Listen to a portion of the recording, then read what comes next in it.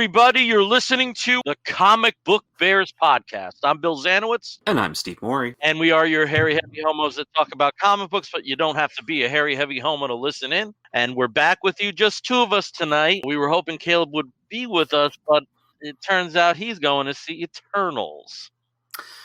I mean, so he'll get to see it first. It's an assignment for the podcast. It's podcast related, so it's okay. Yeah, it's good. Like yeah. Well, when are you planning to see it? Somebody... Oh, we do have. Yeah, come on. Yeah, bring him up. Who's here tonight? We got Mr. John Runyon. John, I have to let everyone know, especially John. I'm having a very bad hair day, so I decided to pay homage to you with the oversized baseball cap.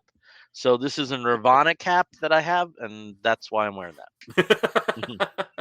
Yep. John was saying, Comic Book Bears assemble. Love you guys. Oh, we've also got another John Westhoff. Boo Eternals. Caleb is fired. It's hard to do that when he's like, he's we brought him on because we said we were more like the Defenders than the Avengers as a non-team. So I don't even know if we could even do that. I think Steve. It's only me and you that like really have the investment in this now. Yeah, I mean, Brian's everything's got all this copyright me, and you sure have sweat equity at this point. So yes. Everybody else has got other things to do. I may have laughed what you were talking about. Brother Brian is over in Japan right now for work.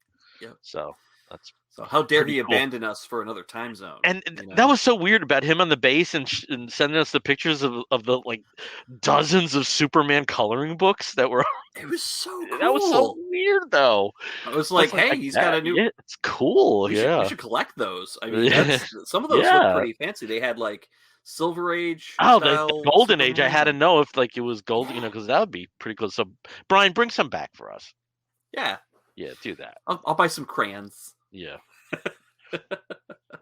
Oh, John Westhoff says you're like the champions. You'll take anyone. Yeah, it goes. My champions are the 70s champions, and that's all. Like in my mind, the champions was like the one super team that like did coke and were like partying, with Hercules and Black Widow, and Iceman. So in my head, that was like the fun team. Defenders was like psychologically like problematic, and the Avengers was like the popular kids. So and the champions were the one apparently at Studio 54. If it's the 70s, I'm happy to be on the champions. Okay. There you go. Well, that is fun. But yeah, so we're missing Caleb tonight, and we're missing Brian tonight, which I guess it's tomorrow for him already. So yeah. But in terms of Eternals, when are you planning to see it? Probably, I want to go see it this weekend at some point. Just depends on how busy the theaters are and what time Jason has free, because he's got a lot of work going on, and I know he definitely wants to see it too. So okay, this weekend, maybe Monday. Are you going to a show on Saturday, perhaps? So this weekend in Charlotte. Is the giant-sized Minicon. So Charlotte Minicon is put on by the same as my light falls. It's put on by the same team who puts on Heroes Con in the summer. And the Minicon is usually just a one-day affair normally. Local artists a lot of times and writers come in, vendors, etc. It's usually a lot smaller. But because they didn't have Heroes Con this year, they're doing a giant-sized Minicon that is both Saturday and Sunday, and their guest list is actually pretty good. I mean, you've got Kyle Starks, Jim Shooter is coming on Sunday, because on Saturday he's going to be at the, let me get the name of this right, the Super Jersey Comic Expo in Homedale, New Jersey, and I'm going to that. Jim Shooter's about the biggest name, him and Larry Hama. It's not a creator-heavy show. I was looking at the guest list. Tom Zaller of Loving Capes and My Little Pony, he's there, but it's not a lot of big names. But the show wasn't constructed that way. It looks to be like a very heavy shopping show. I know a lot of the vendors that will be there, stores that I frequent, other friends that are there to promote their stuff. So one of the main reasons I'm going. It's kind of weird though, like no conventions for ages, and then I go to 3 in the space of 5 weeks. That's like a month. Yeah, I know it's really weird. Well, it's and much. Yeah. I mean that's the thing too. I was expecting the only thing would be Baltimore for me, but like having the Charlotte giant-sized mini-con so close to it, I was like, I have to go. So I'll probably be checking that out. Is it the same place? Is it the convention center just like Heroes? Yeah. Yeah. Okay. Normally they don't have it. Normally the mini-con is at one of the community college spaces or another like smaller convention center. But this one is right downtown or uptown in Charlotte, right at the main convention center where HeroesCon normally is. So no panels, but it is very vendor heavy. But there's also a really sizable guest list. Mostly again, a lot of local and regional people. Rico Renzi, of course, is going to be there. Dustin Harbin, a few other local talents. But yeah, it should be fun. So I'll check it out either Saturday or Sunday. And yeah. All right, cool. Cool. So we each going to a little con, which is pretty nice. For me with Eternals, I'm going to wait till the second weekend to be a bit more cinema safe.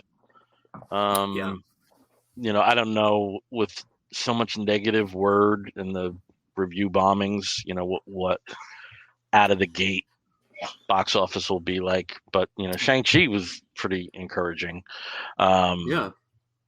For properties that aren't household names. So we'll see. But most likely the second weekend, I will be going to see it in the theater. I definitely will be. Yeah. I mean, I'm not gonna hit up IMAX for it because the IMAX theater that I went and saw Dune in was really uncomfortable. But yeah, I mean the theater was fine for. Yeah, they closed the IMAX that was very close to us closed. Because AMC had that edict that they were. I think they closed. I want to say like 22 of their bigger houses, depending upon the saturation in the market. I know it affected Mike Lovins. He had a very similar situation. We both had 24 screen theaters close to us that were closed with the pandemic, and that was the IMAX theater that we would go to if we were going to see something with IMAX. So there's another one which is maybe like tack on another 15 minutes for the ride, which isn't so bad. I mean, I can't complain. I have access to a lot of stuff where I am. So yeah, there's an IMAX, an AMC, a non-AMC, so a non-affiliated IMAX that's in our town as well. But again, I've got the A-list pass, and so I'll just. It's worth it for me to just go at AMC. Yeah. So we also had Lima Nato has joined us as well. Good evening, handsome gents. Good evening, handsome Lima. And John, of course, HeroesCon is on his brain. 2022. That's next year. It comes up fast. It comes up fast. Already in November. And it's in June. Yeah, it's in June. I'm all like discombobulated now. When things are supposed to happen. So you the second weekend, me hopefully this weekend, and then Caleb, of course, seeing it right this very minute. So and I gotta say, I'm very happy to talk to you. Had a very tense week. If people follow national news, we had a bit of a nail biter with our governor's race, but the AP did call it for Phil Murphy, the Democratic incumbent. So I'm very happy about that because it was frustrating. Just Tuesday was terrible. Something that went on at the comic auction that I usually do, and then just yesterday with the Aaron Rodgers nonsense, and just what a dumbass. So I didn't have a good week. I mean, at least it gave us a bad hair day today. I have no hair, practically. I know I have hair, but it's short. I do. It's amazing because like every guy I grew up with in grade school They're all cue balls now. Really? I got all the hair. All the hair. You got all the hair. They got. Yeah. I got the weight, but I also got all the hair. Yeah. But it was like one of these things. Like I think I think I put the mask on the CPAP too tight. And even though I shampooed my hair early in the morning, I still had the bedhead thing. Yeah. It's weird. Yeah, so it'll be better tomorrow. Yeah. If that's as bad as it gets in a day, that's a pretty good day. And I have to tell you this, I'm very superstitious about the first Thursday in November because truly bad things have happened to me on the first Thursday in November. And but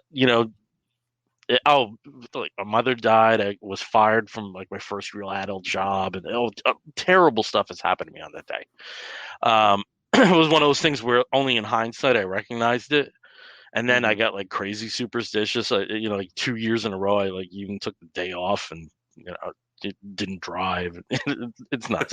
But I'm a little saner now, and nothing. I know we still got 2 hours and 17 minutes Eastern Standard Time to call it a day.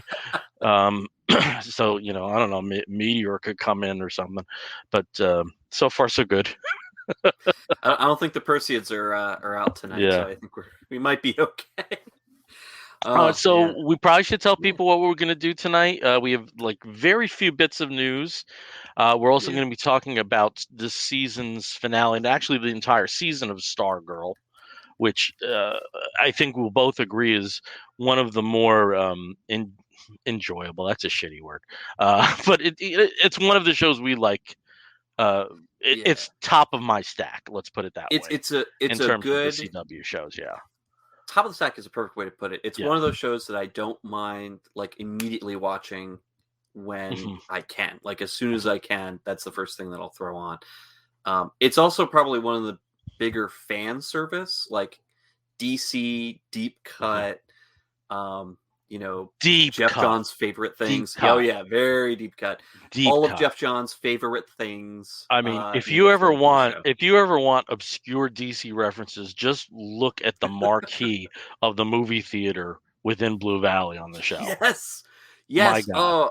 My God. I should have written all of them down because there were some good ones. I was like, I know what that is.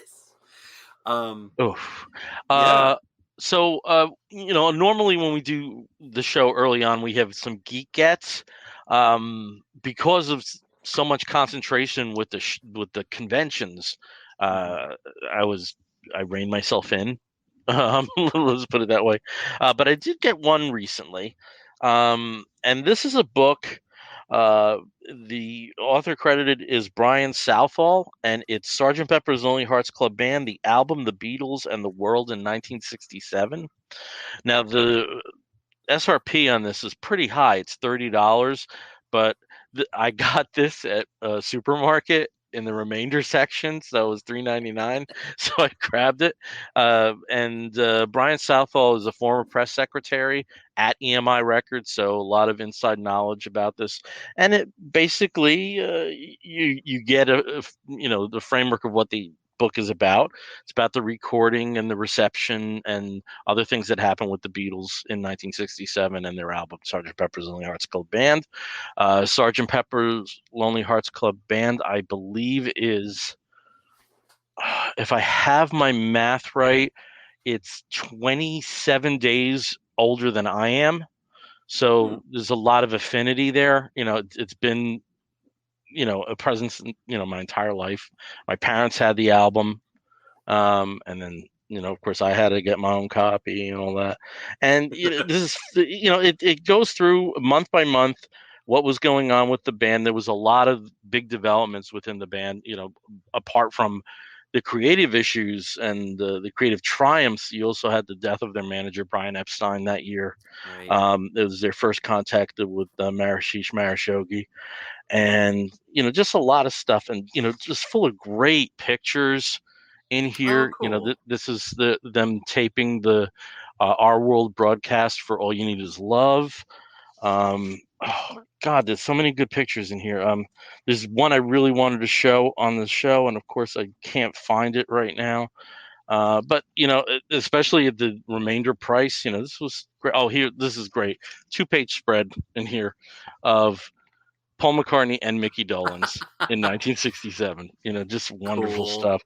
I'm trying to get and it's really nice how they tie it into other things that were happening in the culture. That go through each month what the number one records were in the US and the UK, and if there was any Beatles involvement or if there's any record of the Beatles response to those records. Just it's a breezy read. It's mostly a coffee table book, but there's some substance to it. Love this picture too. This is a Rolls Royce that John Lennon had painted psychedelic. And I think for people who are unfamiliar with this album and this period of time, it might be a good introduction. So that was my Geek Cat. Yeah, cool. Nothing really else there apart from a couple of comic books at the auction. That was about it. Hey, that's pretty good, because usually when I come to talk about Geek Cats, I have no Geek Cats because I don't go out or do anything during the week other than see movies or catch up on TV. But today I walked out to the mailbox and found a very wonderful book has arrived. I don't have my copy yet. And Bill hasn't gotten his copy yet, but it should be coming soon. I already talked to Steve. It's on its way. Yeah. But here it is, my copy. Your name starts with an M, my name starts with a Z. So exactly. That's why I don't have it yet. Yay, alphabet. But this is and Steve says hi, and Steve Ryan says hi. Well, hello, Steve. Yeah. Which again, we talked about him. He was on the show earlier this year to talk about the latest January or so, January, February, something like that. Yeah, something like that. And the Terror on the Orient Express, which he was kickstarting and has been completed. And I picked up the copy, but I also got a lot of the other little extras here. We've got an Athena Voltaire Adventure Club card. There's a couple coasters, some postcards, a ticket for the Orient Express, and another print that's in there as well. And I'll be opening that up and being all geeky and getting and just happy about it. And then today, because of course we all have to look at Marvel, the Marvel stuff that comes out at McDonald's. The Eternals are now the Happy Meal toys. And so so here is, they're of course, so ugly. I know, and they're so cute at the same time. They're like all big head people, but they did something very similar with other Marvel properties in the past. Yes, like Widows and all that. And they all have that same interlocking thing. So technically, if you collected all of the previous ones, they should be able to just lock right in. These are a little bit interesting because they do absolutely nothing other than raise their arms, except for one little thing that I thought was very cool. So let me try and see if I can. I had no idea those were out at this point. They must have just hit. There we go. They have there's a little clear thing at the bottom. So if you have like a light source underneath, you can actually light up their chest thing. So I got Camille Nanjiani, and I've got, of course, Selma Hayek.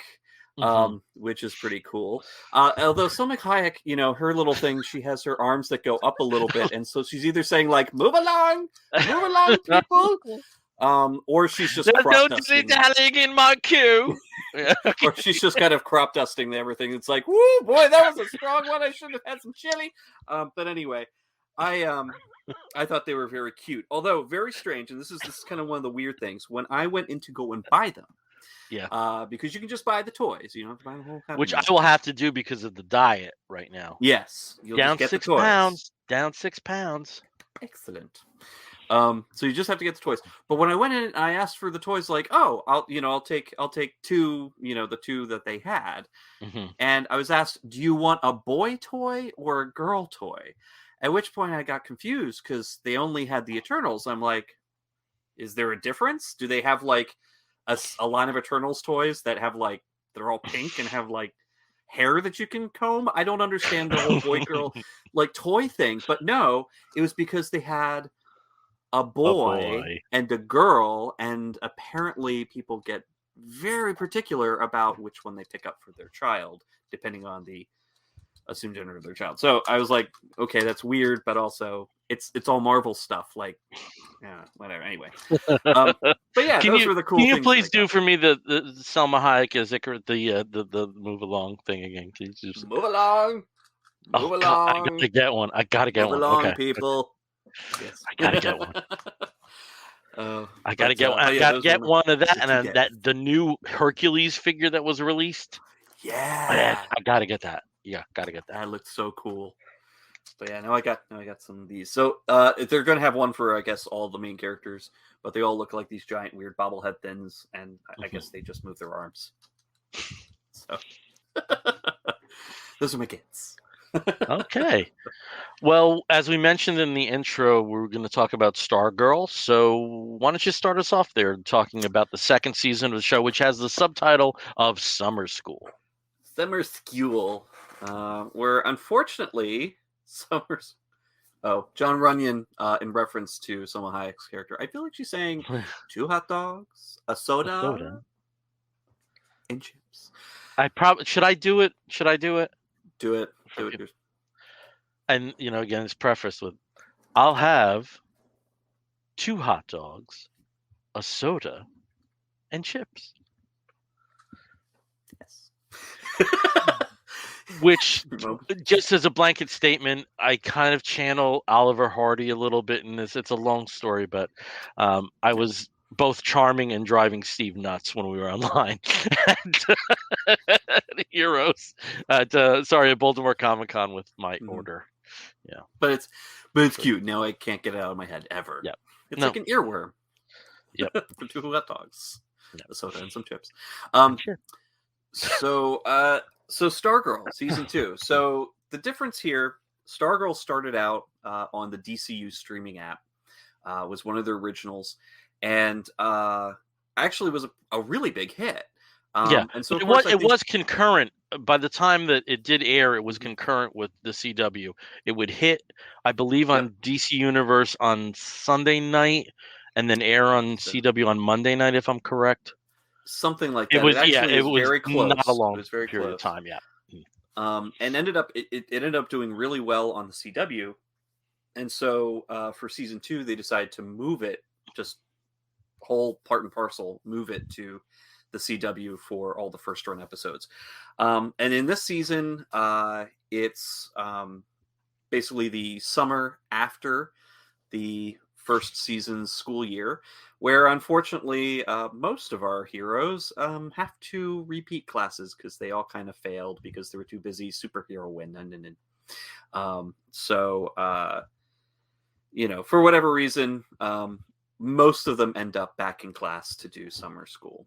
But this season is very interesting because the big bad kind of has fingers and makes sort of minor appearances throughout the first couple of episodes, affecting other characters, sort of basically brought around by the Cindy Berman Shiv character from the first season.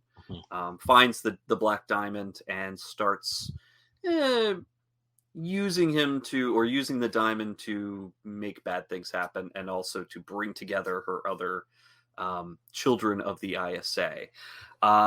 Well, obviously the Black Diamond, for anybody who's familiar with DC lore, is way more powerful than what any human can possibly stand, or metahuman. So, of course, the diamond has been using her, and the diamond, of course, is home to Eclipso, a Lord of Chaos / concept of hate and negative feelings and thoughts and everything, that's been imprisoned in this diamond. Though I don't understand, imprisoned doesn't really seem to work very well. I think imprison means something very different here, where it's like, hey, the diamond's in somebody's hands.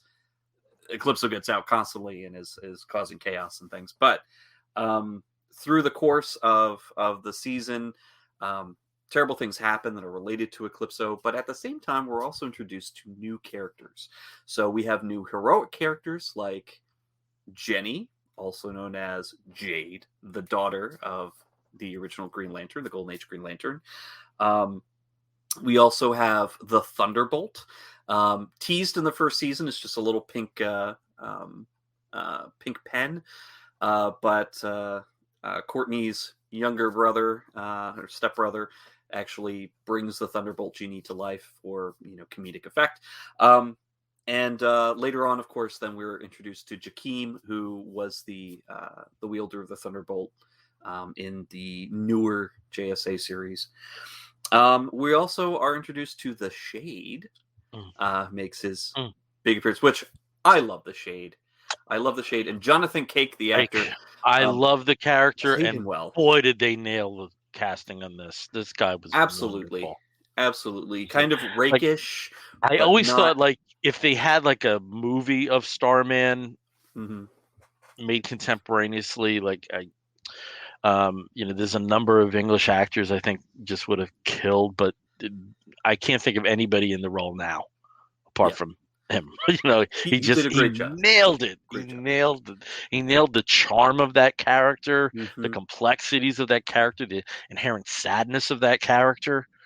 Oh man, loved him. I absolutely love Jonathan Cake in this role. Yeah, and he did such a good job embodying. They wrote him very well, so he's not. He's exactly what you would expect from the comics. It's not like some whole cloth, sort of like it's Shade Light, or anything. Yeah, and I think it's also worth mentioning that James Robinson is an executive producer on the show, and is, from what I understand, kind of tag teams with Jeff Johns in terms of heading up the writers' room. Yeah. So there's a legitimate line, a legitimate thread to the original Starman series. And you could tell, that they really wanted to bring these characters to life in a way that that the audience would enjoy. And, and that's the thing, like, it's on the CW. So that a lot of the audience who's watching this aren't familiar with a lot of these deep cut, Golden Age or, post-crisis versions of these characters from the comics. But they're still well written enough that they're enjoyable to other people who don't know all the backstory, who don't know all the connections, who are just coming to this for the first time. But it's done also in a way that makes everybody who's sitting on their couch, who has like stacks upon stacks of comics in the back, mostly DC, who are just going to be like, they did that, and he said the thing. I had so many happy clappy moments this season.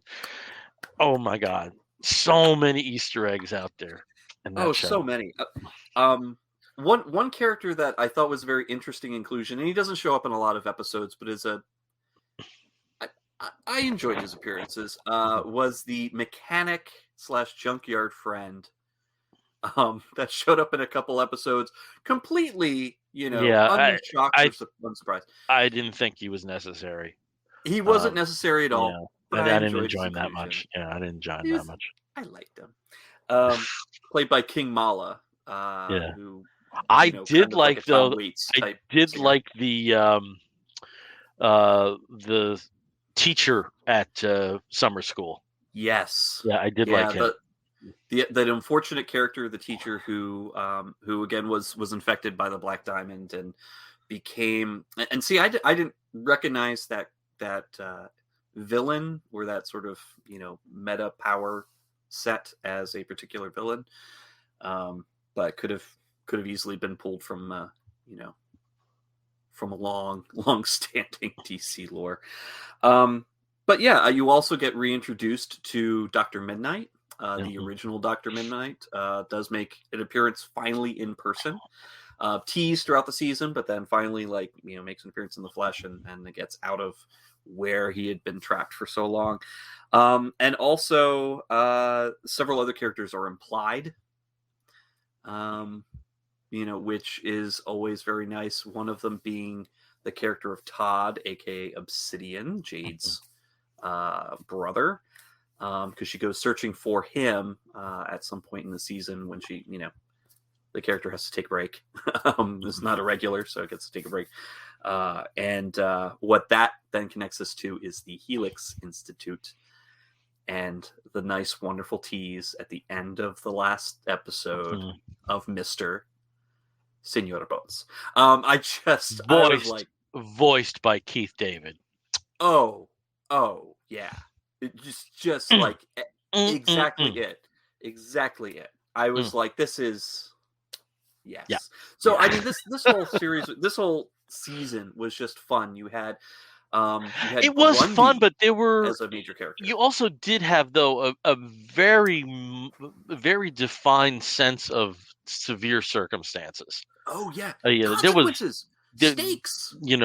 far more than the first season. The first season felt like high school problems, whereas these felt more like life or death circumstances. And in some cases it was life or death. I Yes, mean, yes. some characters actually did die, and some kids, some of the kids actually died in this season.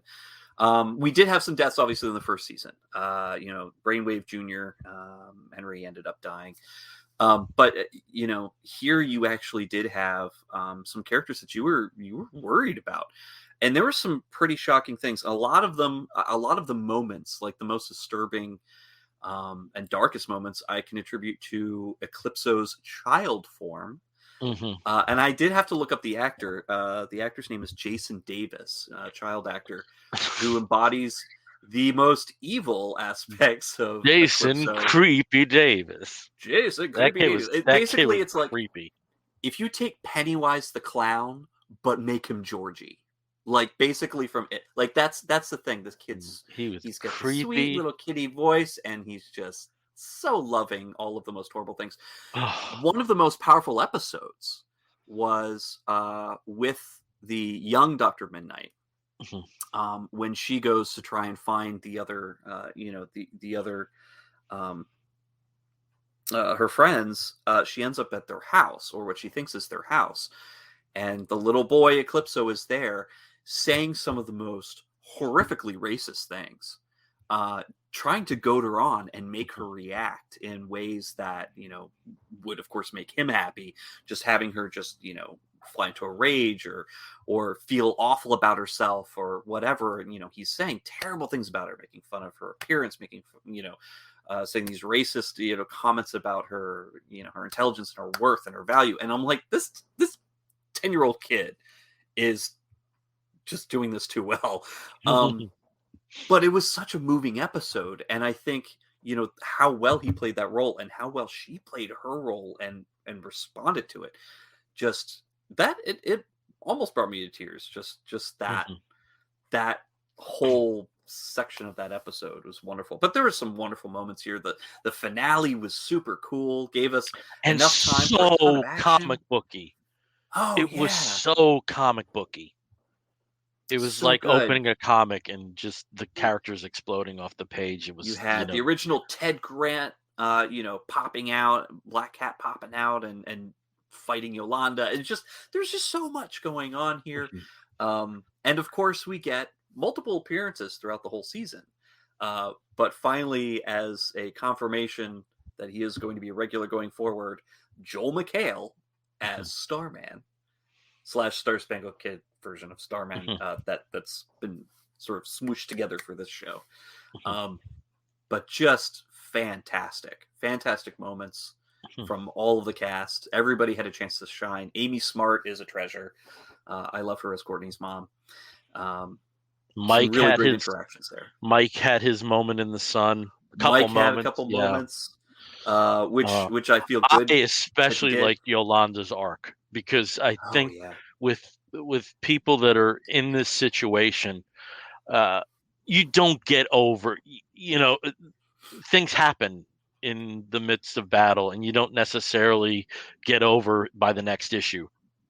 For a comic book equivalent, and with what she was contending with in the first season, having killed somebody, it was really believable, especially with all the stuff she's gone through in the past, and her questioning, her place with this new version of the JSA and her relationship with the others, and it was so believable.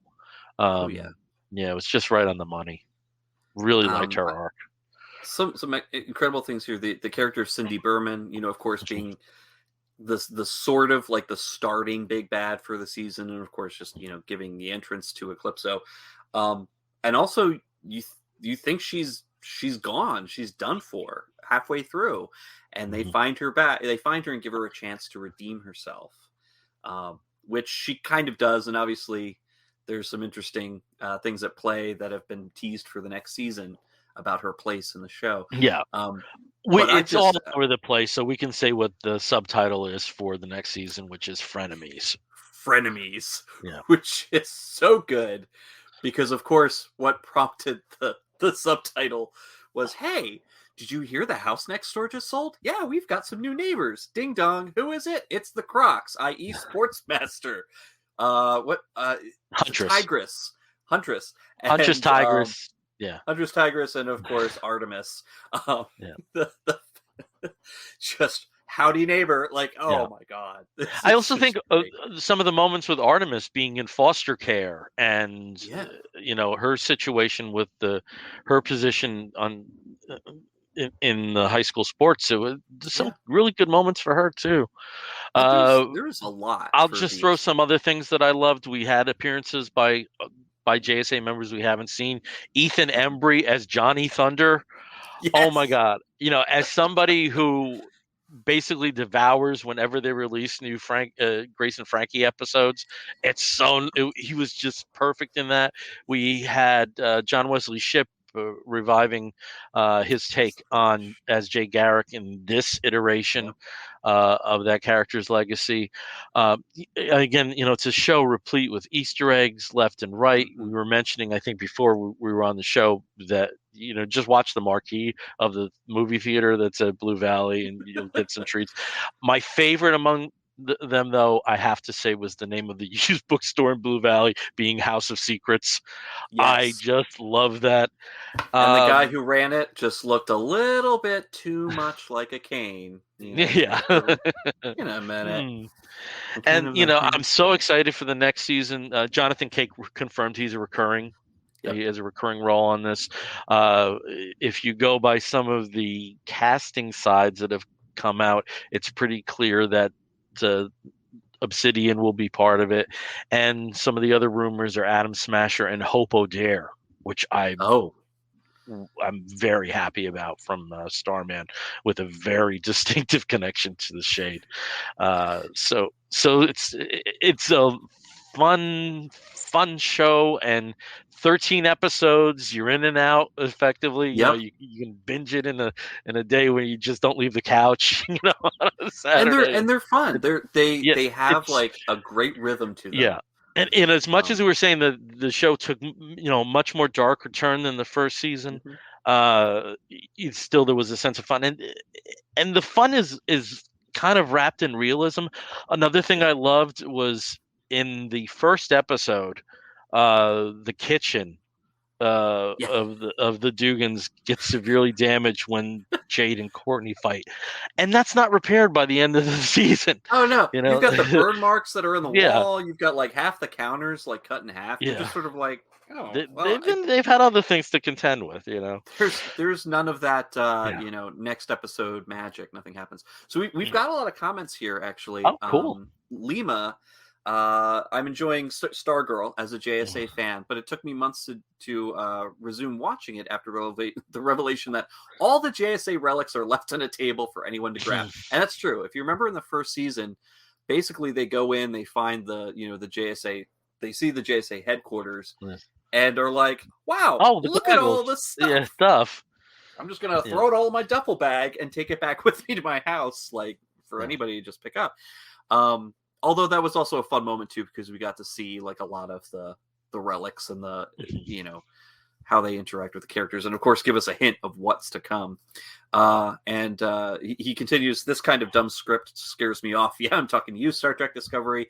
Yes, there are sometimes those moments in Discovery where you're like, oh look, everything's laid out before us. Let's just go ahead and follow that. But I understand Stargirl's for fun and started to relax. And that's, that's the thing too. Like if you're a fan of all of these characters, of, just getting to see them, on the screen, so to speak, and, in this type of way.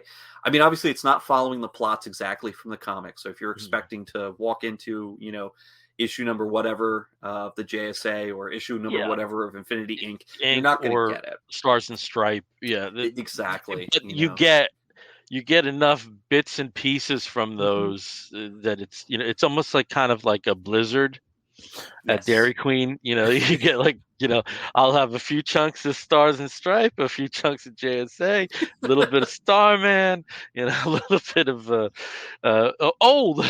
here's a 60s issue of House of Secrets. I'll take that too. Why not? You just throw it all in there, and it's fun because it gives you it gives you the characters, it gives you the circumstances, but in a very different way that allows the writers to play with it and make it more consumable from people who know none of that thing, people who have none of that history. And the show is so well crafted that it's not a problem for somebody seeing an Easter egg and not knowing it.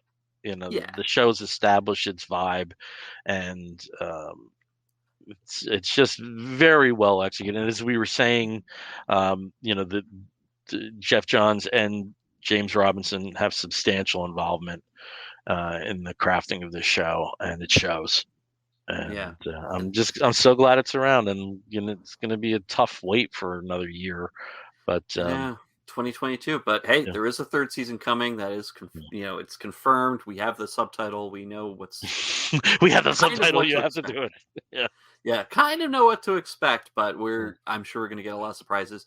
Anthony Camito has joined us here, and he says that little kid from Eclipso takes the form of was so creepy, like malevolent. Solid acting job from that kid. Yeah. And again, that child actor is Jason Davis, because I did look it up. I'm like, this kid's either going to have like no other appearances in any other show ever, and this will be like his one big acting credit, or he's going to be like in every horror movie that you see from now on, because he plays that part so well. And I also have to say, Eclipso is kind of a ridiculous character as he was introduced. His costume was basically hot pants and a jester hat. And just kind of a like ridiculous makeup job.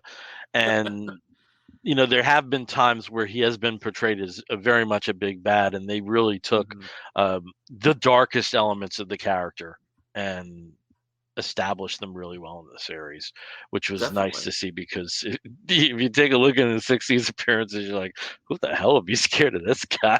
You kind of expect to have all he does bells is talk, and also the tragedy of Bruce Gordon, I thought was so well done. And there's so many good things. Go watch it. We haven't even talked about Hourman and Solomon Grundy. I mean, that was parents, was such a good, and, and how Best parents were like, oh shit, what did I do? At the end.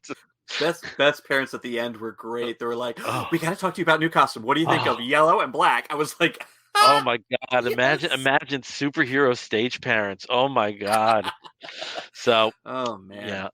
But yeah, just really great 2. stuff. Yep. Yeah, definitely recommend it. All right, the first words on our show are comic and book. So we read some of them in the interim between the last episode and this one. So Steve, tell us about something you're reading that you dug. So one of my gets from the Baltimore Comic Con, I had picked up a book that I had heard a lot about, but I hadn't had a chance to read, and so picked it up while I was there from the Aftershock table, and was going to wait around for Steve Orlando to sign it until I realized that it actually was already signed by Steve Orlando, just right there on the cover. So it's all good. And this is the book Rainbow Bridge. He co-wrote this with Steve Fox, and it was art by Valentina Brancati. And this is a very tough book to read. It is not that it's difficult, but the subject matter itself is very hard for people who have had pets, four-legged companions, fluffy friends, or even feather friends. I know Bill's kind of backing off because, I have two. I've lost friends who are, of the four-legged variety, part of my family. They're, and they're part of pretty much everybody's family, I think. And it's difficult when one passes away. The term "they went across the Rainbow Bridge" or "they're going across the Rainbow Bridge" is sometimes thrown around. I hadn't heard that until I moved here. And apparently that's something that's used very frequently. But it's a very difficult time when you lose a furry friend. And this book takes that concept, does a wonderful job handling it emotionally, and then builds the fantasy around it, where there is a place that the animals go when they've passed on, and they get everything that they ever wanted. They can play all the games they want. They can have whatever food they want. They can find others, and it's just a just a wonderful place for them to be and be themselves. But sometimes the hardest part is the people that you leave behind. And so the story centers around Andy, who's just lost his best friend, Rocket. His parents run a rescue and veterinary practice, and so they have a lot of animals that come through there. But Rocket was there from day one for Andy when he was a baby. And so now that he's going to high school, it's a very difficult time for him. And he just lost his best friend just a few weeks before his orientation.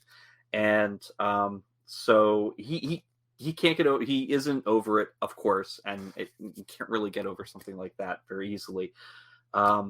And he keeps having these dreams or these visions that Rocket is calling him. Well, he ends up going into the woods and falls asleep and wakes up in the land where Rocket currently is. And there's trouble brewing. There are these spectral wraiths that seem to be causing chaos around the lands that these animals inhabit. So with the help of several other cats and dogs and other creatures that take pity on him and wonder why this human is wandering around in their area, he goes on a quest to find Rocket, and then also find a way that he and Rocket can finish their business. That he can say goodbye to him properly. And it's exciting, it's fun. There's some really funny moments, and there's a lot of emotion in here. So if you have lost a pet, it might be kind of intense for you, but that also is a bit cathartic, and I really enjoyed reading it because the entire time I did have sort of that lump in my throat, going like, I know this is just a beautiful fiction book, and it's written for all ages, but I'm getting a lot of emotional feedback from it, and of course right afterwards I went and I hugged my puppy, my 12-and-a-half-year-old puppy. But this is a great book, Rainbow Bridge, by Steve Orlando, Steve Fox, and Valentino Bracanti, out from Aftershock and Seismic Press, which is their label. But very good book. Okay, that may be something I'll explore eventually. I'm in a situation that I just can't take the loss anymore. I can't. I've had too many goodbyes, and in some ways it's harder than losing people because you don't know exactly what they're thinking when they're in that situation. So it's well, it sounds like it's a very pleasing mechanism to contend with the emotions that you feel there. For my book, this is actually, I believe, the first book from Vault Comics that I've ever gotten. I must have gotten something else over time, but I know that you talk about them a lot. Caleb talks about them a lot. Certainly the guys on A Comic Book Look talk about them a lot. So I got the first issue of Deadbox, which is written by Mark Russell, and is drawn by Benjamin Tiesma. Not too many credits to his name. Did a book with Justin Jordan for Image. I can't think of the name of it, and I think a backup for Captain Canuck. There really were like almost no credits there. And Deadbox takes place in the small town of Lost Turkey in the United States. And in the back, it even says here, where the main source of entertainment is a cursed DVD machine that seems to know more about the fate of its citizens than they do. And Lost Turkey is one of those towns where there's a gas station, a convenience store, a cemetery, and at least one church, and everyone knows each other. and often populated by people that, despite wanting to leave, never seem to do. And we're there with the girl behind the counter at the convenience store. Her father's very sick. It's Penny. She was expecting to be in college at this time, but her father got very sick, so she's putting college on hold to take care of him. And Mark Russell, I mean, he's just laser sharp as a writer. I mean, he's so insightful. But this was a little different because often there's a lack of subtlety in his work, which is glorious. Uh, you know, think of the recent robot thing, and certainly elements of the Flintstones. Billionaire Island. Yeah, they're kind of subtle as a flying mallet. For if I can use a phrase I've been using since I was a teenager. This one though, there's a little bit of difference in the lens. So, as you said, because the town is remote and small, there's almost no Wi-Fi. So the movies that come from this red box, sorry, I said red box, dead box, uh, uh, they're a little strange though. No one seems to have ever heard of these films before. But they keep getting stocked and people keep renting them. I also love that the characters that you saw in the town were fleshed out. A wonderful moment from an inhabitant who's never left the town, works in the granite pits, but quotes Kierkegaard. Wonderful moment early on in the show. So, in the book, we were just talking about Stargirl. So there's a gun nut, which ties into a mentality that pervades a lot of the U.S. at this point in time, but done in a sense that none of it was gratuitous or stereotyped. Really enjoyed what we saw of the inhabitants of the town. So Penny, to entertain herself, brings a film back called The Lonely Planet. And The Lonely Planet, this is a comic book in and of itself about someone who volunteers to I don't want to give too much about the space station because I thought there was so much resonance to what happens there that I'd rather let people find out on their own about what the film is about and what the sacrifice is. But seems like just an awesome idea for a science fiction film, which is informing things about what's going on with Penny's life. We then find a film that her father is watching, and it's really like the last page was kind of a shocker, where I thought I had a grasp of where this thing was going, but I still think I do, but there's like another layer on top of this. Just wonderful artwork, and the coloring by this guy Vladimir Popov was just perfect. Just really impressive from an artistic standpoint. Really impressive, naturally, from a writing standpoint. I only pre-ordered the first issue, but I think I'm going to keep on with this. The last Mark Russell series, I bailed on the first issue that I discussed, but this one I'm definitely going to stick with. Really enjoyed it. Well, it's good to hear that Mark Russell is. He gets around. I'm glad that he has a pretty diverse portfolio right now in terms of the publishers that he's working with. Yeah. Because he's worked with Ahoy. He's working now with AWA, with Not All Robots.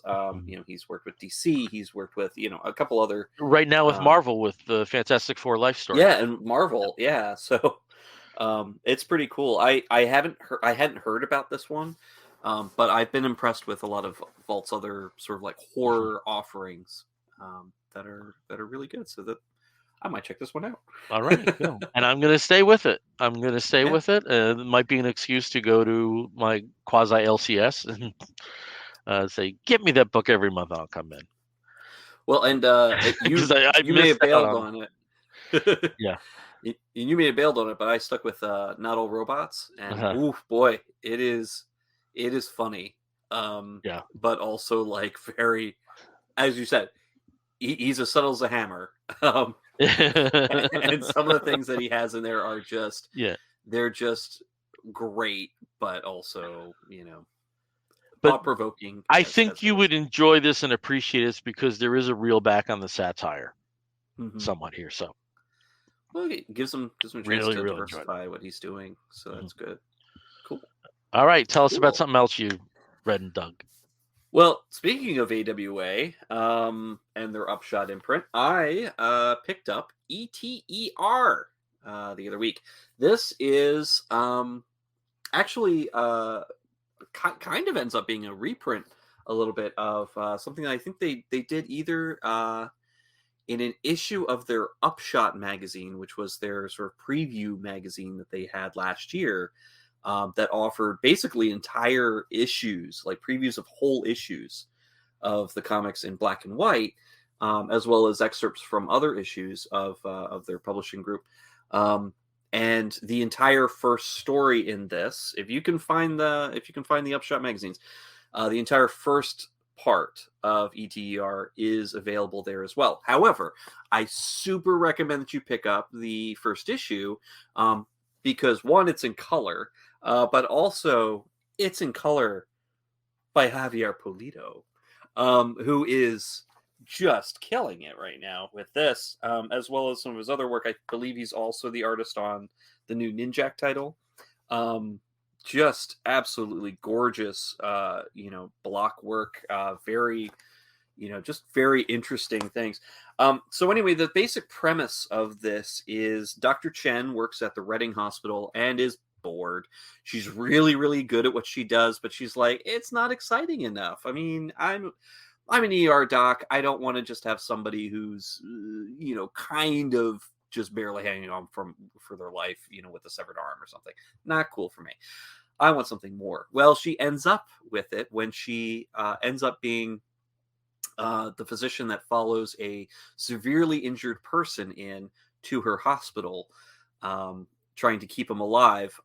And she realizes that they are going to the basement of the hospital, which she didn't know they even had, where she encounters Dr. Mowbray, who is the attending physician. Turns out that Reading Hospital, from the ground up, is for humans. From the ground down is for interstellar patients from all over the universe. And actually, that's one of the fun things about the little tagline at the front. Giant-sized debut special issue featuring 2 pulse-pounding, galaxy-spanning tales of true universal healthcare. And of course, she has now found her niche. There's a lot of craziness going on. Not just the patient that she just brought in, but now there's a new patient who, if he ends up expiring, becomes a localized black hole that will destroy the entire planet. All sorts of really crazy things are happening here. She rolls with the punches pretty dang well, with beautiful colors, of course, trying to figure out how to help this patient who's of an alien species that no one has ever dealt with before. And has just swollen to the size of a small planet. So it's very interesting, really fun. There's a lot of humor. There's a lot of like really great action, of the hospital procedural style.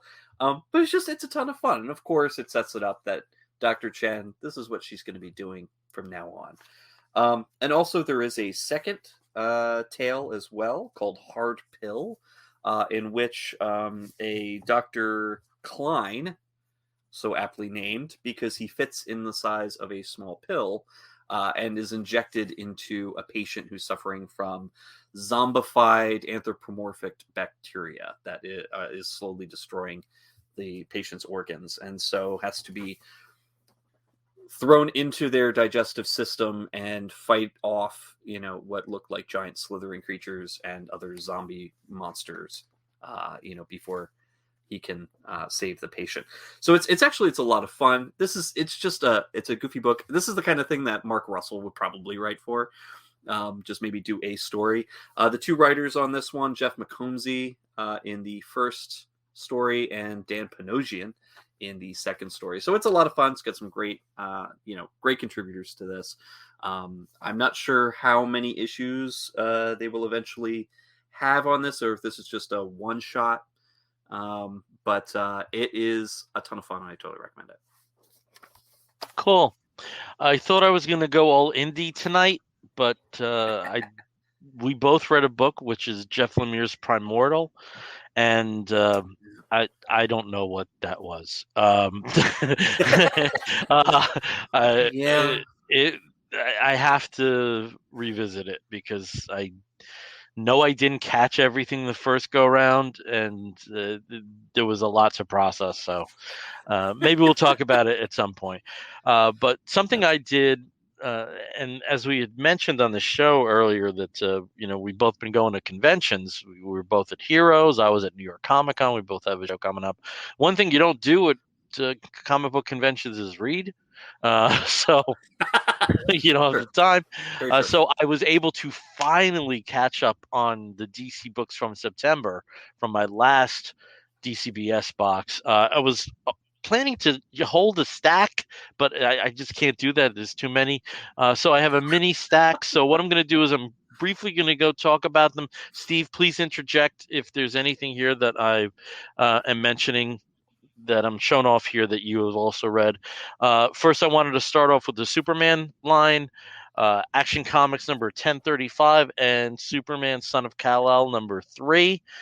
We've had this big lead up to Superman going off to War World. Just get it over with already. There's an alternative history version of that was also represented in Superman and the Authority, written by Grant Morrison. That's not here because I actually had to get 3 from the comic shop and read that weeks ago. So that's why that's not here. But, again, really fantastic authors. Philip Kennedy Johnson on Action, Tom Taylor on Superman Son of Kal-El. We know that there's a lot of brewing here in terms of an LGBTQ plus angle.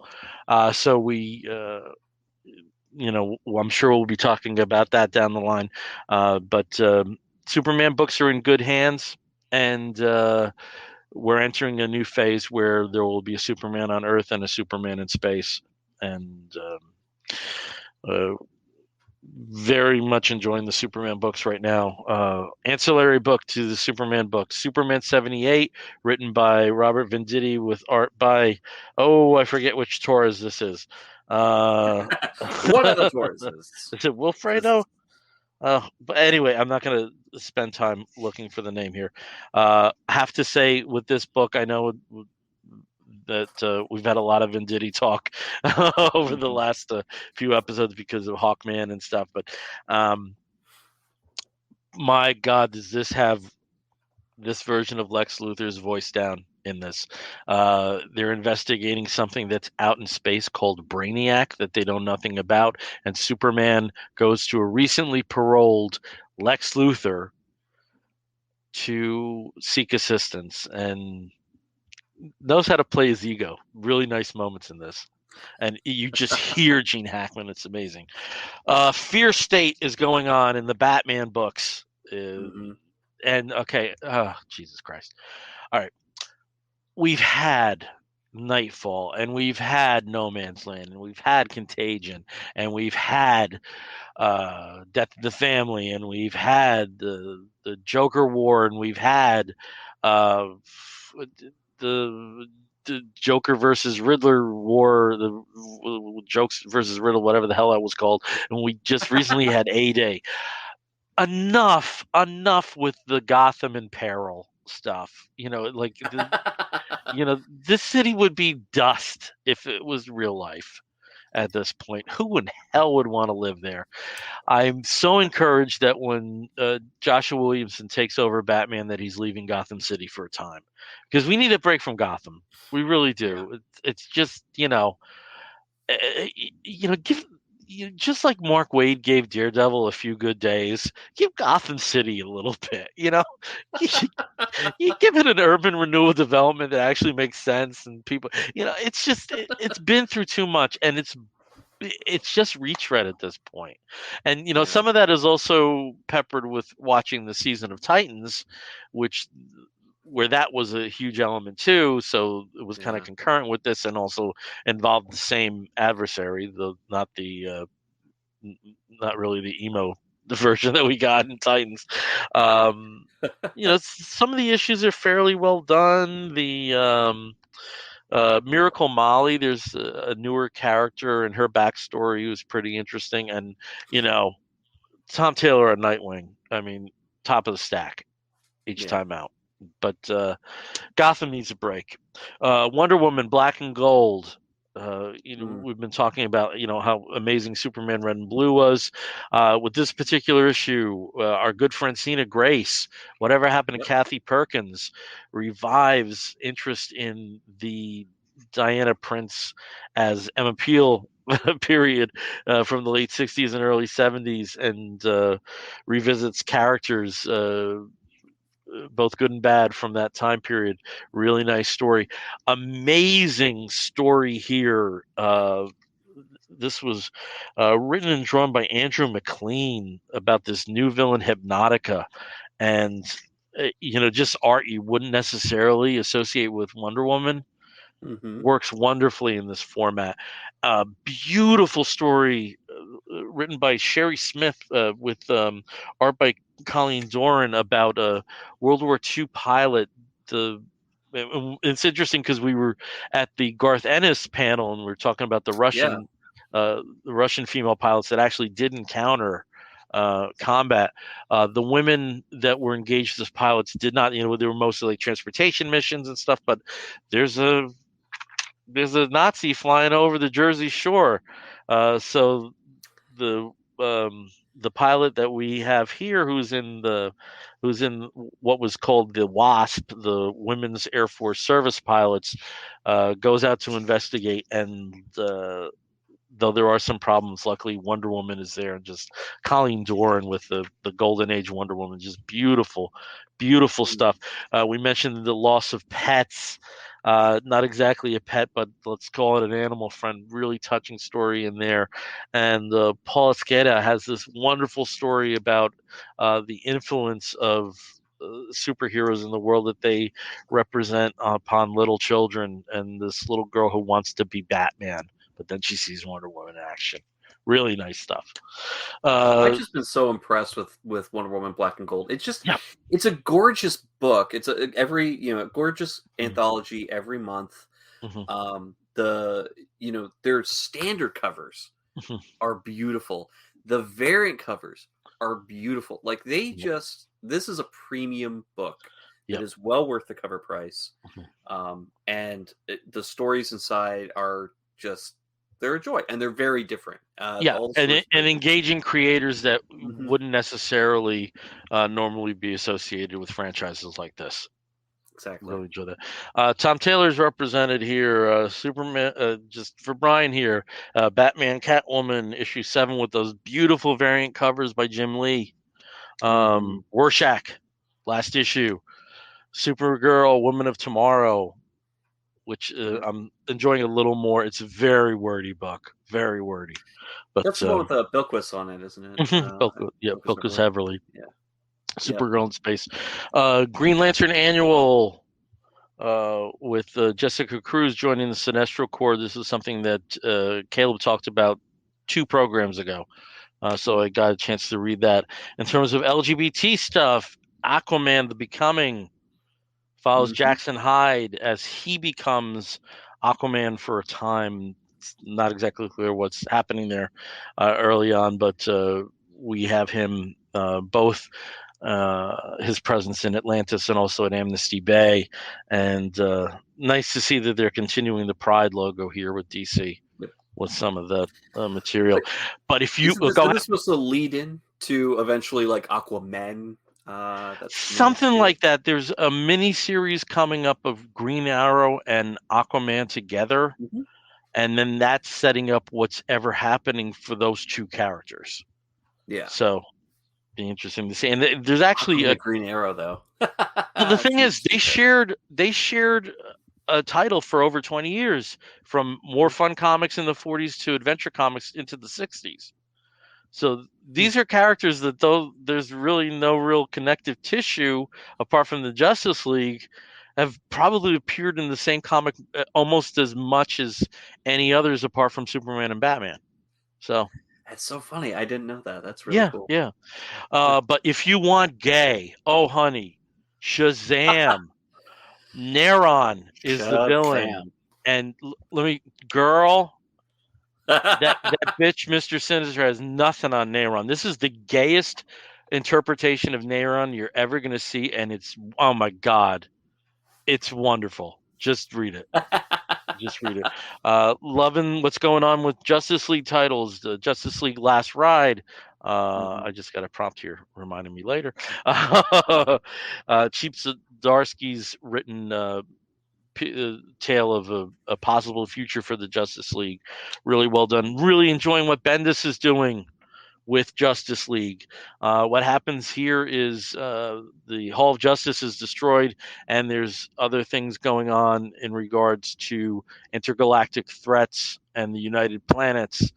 Wonderful dialogue from Hippolyta.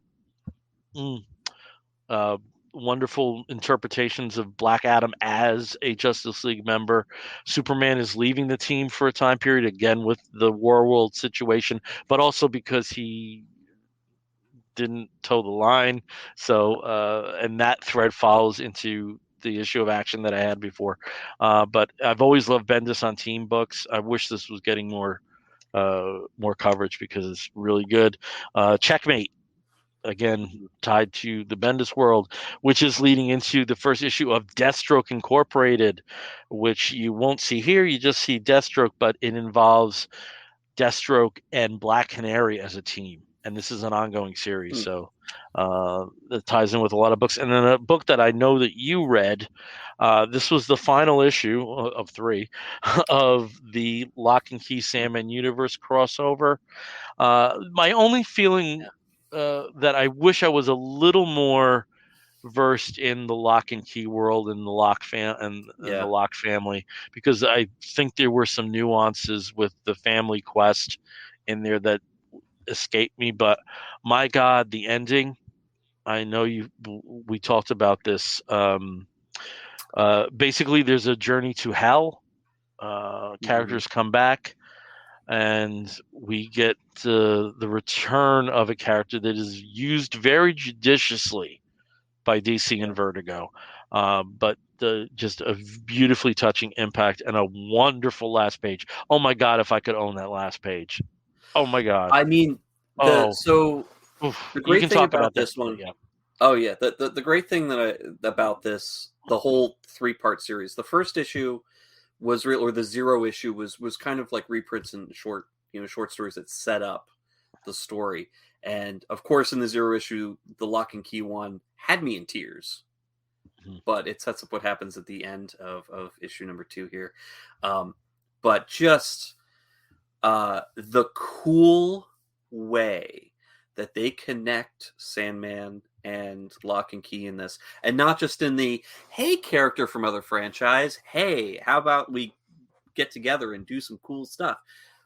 Yes, they play with each other's toys, but it gives a very interesting origin for one particular toy that's extremely important to the Sandman universe and to the original Sandman title, and really is a great exclamation point on this little miniseries. And I just thought that was so clever and such a wonderful way to bring them together in a very unexpected way. And and of course the appearance at the end of this book was just a chef's kiss. We've done kiss. So good. I really recommend it. Get all 3. Get the 0 issue, even if you, because it's important to note the 0 issue is reprints, but yes, boy, do they tie in. It fits together perfectly. Yeah. If you've read all the Sandman stuff and all the Locke and Key stuff, you're gonna need the reminder, I think, in this case. But and though this series has been substantially delayed, was originally set as a 4-issue miniseries, they did truncate it so that the 4 issues were combined into 2 and double-sized, and I think that worked better. Honestly, because because there's also a very distinct break between 1 and 2 as well, in the action, and it was good. Like I said, I just wish I knew more about Locke and Key. I wasn't so problematic that it took away from my enjoyment of that, because they certainly fed me a lot in regards to what the Keys do and what the history of this family is. But I'm sure there were nuances there that somebody who was versed in that would have been like, ooh, happy clappy, with an appearance or a reaction to something. Yes and no, but I think one of the great things about Locke and Key is that it's so open-ended historically. Mm-hmm. So every time they go back to the well, so to speak, for Locke and Key, they can just show a different aspect of the family, a different time period, and kind of go from there, because there's this rich history that's implied in the main series that that they get to play with whenever they want to. And now this crossover has become part of that history, which I think is just really neat. And I'm hoping that they are able to kind of revisit that a little bit. But even if they don't, it's a perfect and also worth saying, the Lucifer that's in here is the Mike Carey Lucifer. Yes. Like to the hilt. So if that's something you want, you got it. Yeah. Were there multiple covers on this? There were. Yeah. I forget the one that I have. Yeah, because I know this is cover B. There's at least 2 or 3 covers for each one. Which is funny, because IDW usually presents like bulleted versions of all the covers, but again, because this was double-sided, there really wasn't any ad space or ephemera space, so that's not why we don't have that. But it's very cool. Yeah, I'd be interested to see when they collect it, if they do have the 0 issue. I hope they do, because it was nice to lay the groundwork. Definitely, it does tie very well together, and it kind of is a good quick refresher course, or again, a quick introduction for somebody who hasn't read the other franchise. Yeah. But yeah, we had just a couple of people pop up. So David Toby. Hey David Toby. Hey David, how's it going? And then Lima also mentioned all praises to the very talented and Brazilian Lucas. Yeah. So that is. Let me give you a little sample here. Let me give you. I'm trying to think, like a little free sample. Nice work. Gorgeous. All right. Well, I guess we're gonna start wrapping this episode up, and when we wrap an episode of the Comic Book Bears up, we do so with a segment we call the Woofs of the Week. In the bear community, if you find a fella attractive, you woof at him. And we do something similar. We signify something which may be a comic book, but it may also be a film or a TV program or a charitable initiative. Anything under the sun that we think you, fair listener, or in this case, viewer, may be interested in sampling. I'll start as I always do with Steve. Steve, what is your woof of the week? My woof of the week goes out to Bill for his shirt. For the Woof of the Week shirt. But I'm actually going to be talking as well about a movie that I saw this past weekend on the Halloween. And it turned out, surprise to me, it was actually the perfect Halloween movie. Because part of the climax takes place on Halloween. And that is One Night in Soho by Edgar Wright, who is the director of such wonderful classics as Shaun of the Dead and comic book adaptation Scott Pilgrim vs. the World, and of course Ant-Man.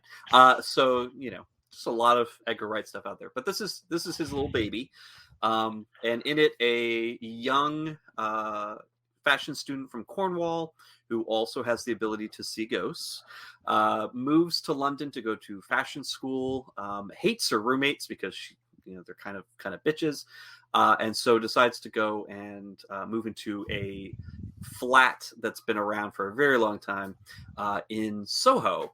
And she also happens to be a huge lover of all things 60s, all things mod, listens to the music. So of course the soundtrack is really great if you love sort of that music of that era. And while she's in this flat, she encounters in a very supernatural way, basically time travels supernaturally, and inhabits the body of this young woman, Sandy, played by Anya Taylor-Joy. There we go. who is this woman trying to make it in London, in Soho, to be the next big singer, the next big crooner. And she encounters a gentleman, played by Matt Smith, called Jack, who decides to take her under his wing as her manager. And things start out good and then start going downhill from there for poor Sandy. And all the while, the fashion student in the present is sort of falling more and more into the story, into this thing that's happening with Sandy in the past, and finds out that something really tragic has happened to Sandy, and starts really losing it in the present. The movie is great. The acting is wonderful. The costumes, the music, everything's great. And basically it gets very twisty. So I absolutely recommend this to you, even if you're not a big fan of, like, scary horror movies.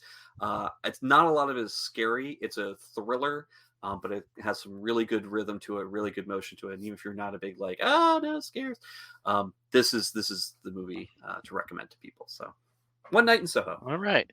If this were non-pandemic, I'm sure I would have seen it. Yeah.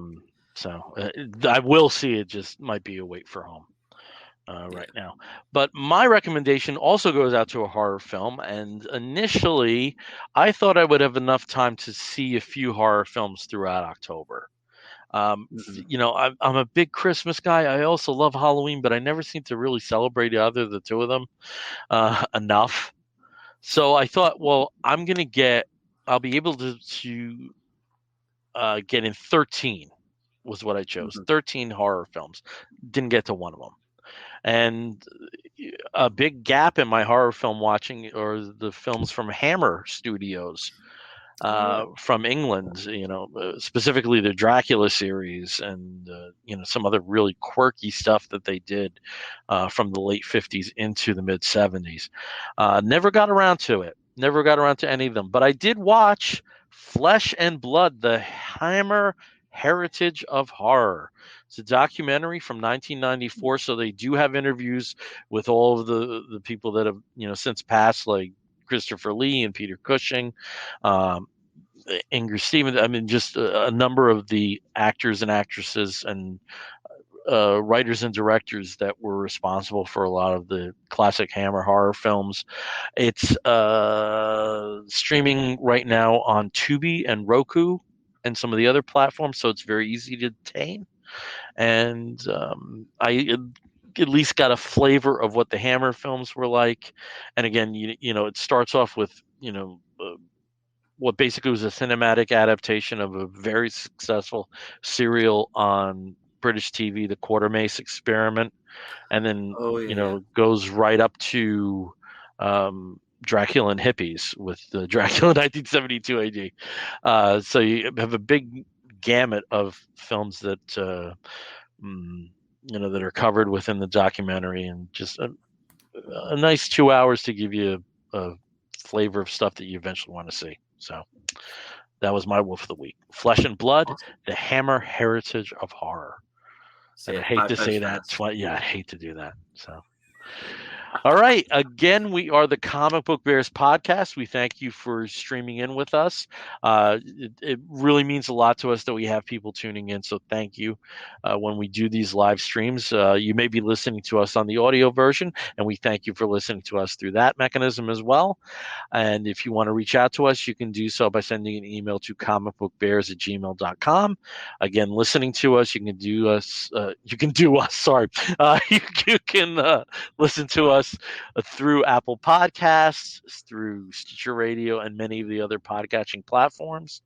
And if you want to contact us, we have our Facebook page as Comic Book Bears Podcast, and you can find us on the Twitter and the Tumblr and Instagram as Comic Book Bears. So until next time, I'm Bill Zanowitz. And I'm Steve Morey. You're going to hear a woof and an explosion. We'll be back real soon. Take care, everyone. Woof.